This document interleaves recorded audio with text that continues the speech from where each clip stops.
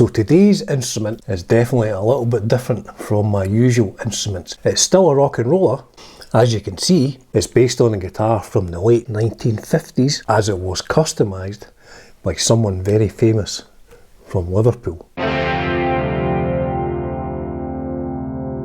So in today's video, I will be showing you this Aria RG750t because of the trem. This is from 1984. It is made in Japan. It's based on a Rickenbacker 325 as used by John Lennon. We'll look at the construction of the guitar. We'll hear some sounds from these three toaster pickups.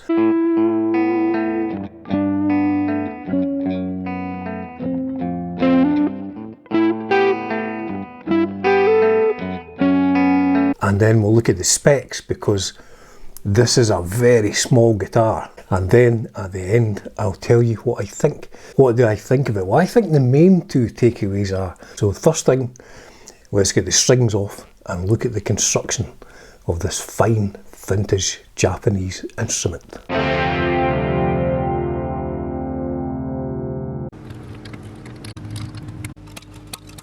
So the bridge just sits on those four sort of posts, just sits on that bit of metal underneath, screw heads on one side and a nut on the other.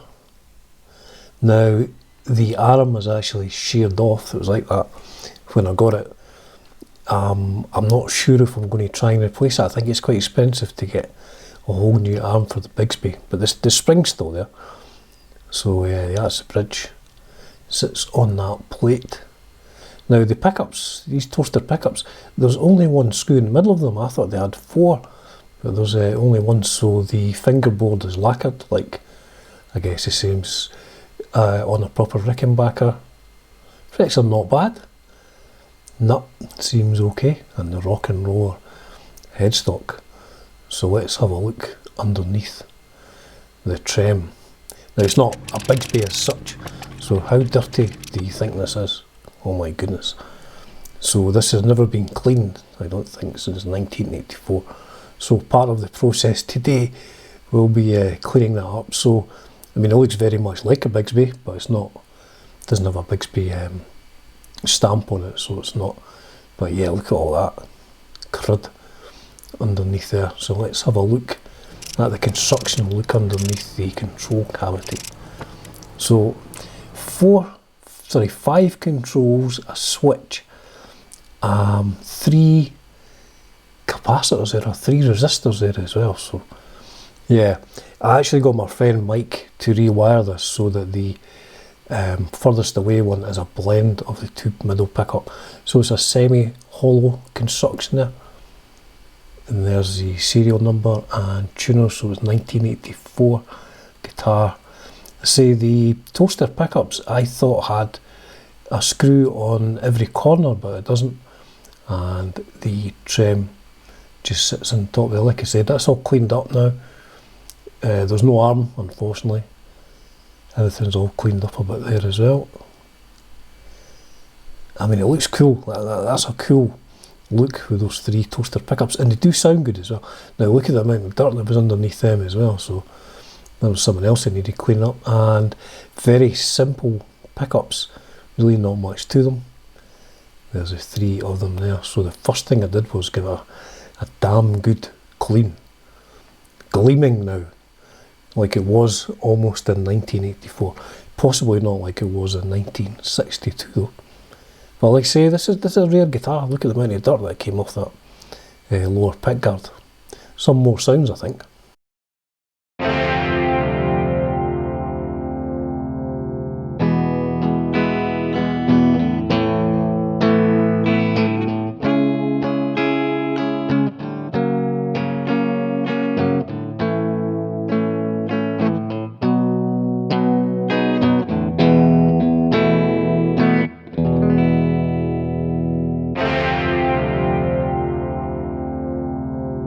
So let's look at the specs now. This is a tiny guitar. Look at the scale length there. Same as the Rickenbacker one, I believe. And there is a nut width, very slim. And then we go on to the width of the neck. at the 12th fret, again very slim compared to all my other guitars, and that's the neck profile at the 1st and 12th fret. Some more sounds.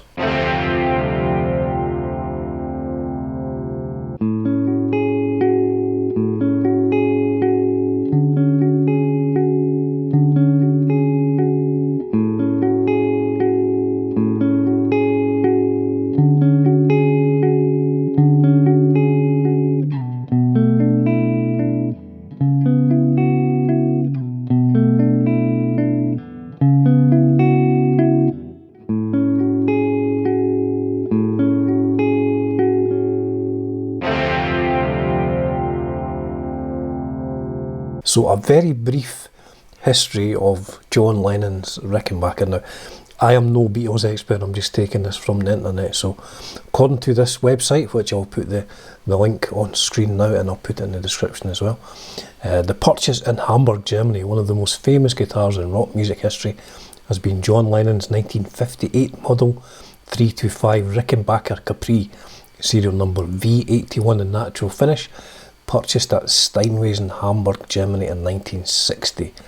So I believe that the Bigsby was put on it maybe in 1962. The first photo that's currently available of John Lennon's 325 in black finish was taken on September 21st, 62 as well. So I guess it looks like he converted it to the Bigsby and refinished it in black, which is, it just looks so fantastic. It's iconic, an iconic looking guitar. So there were other Japanese manufacturers who were making these as well, so let's have a brief look at them too.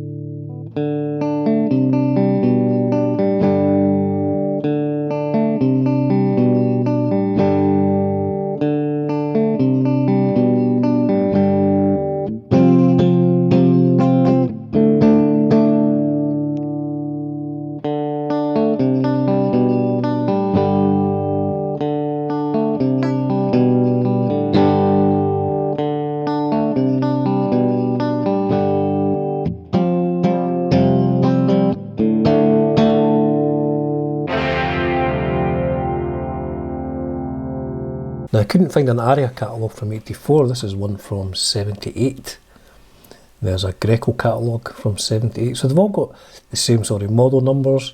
750, a Greco catalogue there from 1981.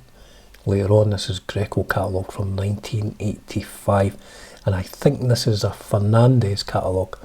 That one has the Bigsby trem.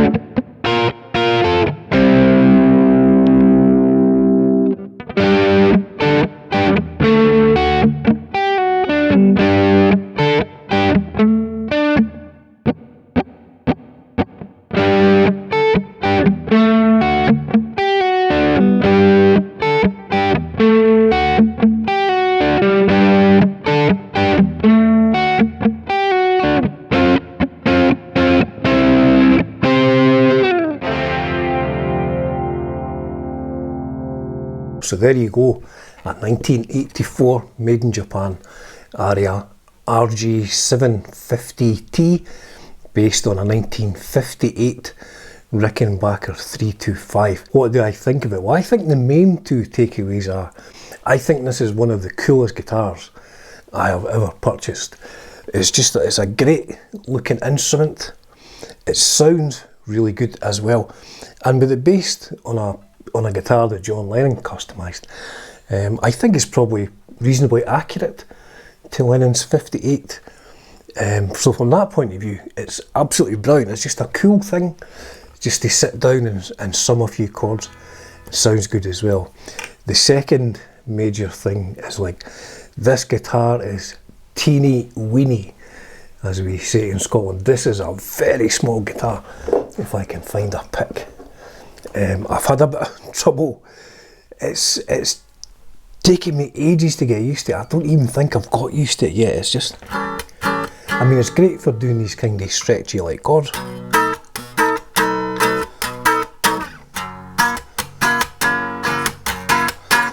So from that point of view, it's great for stretchy chords. It's great for just sitting strumming.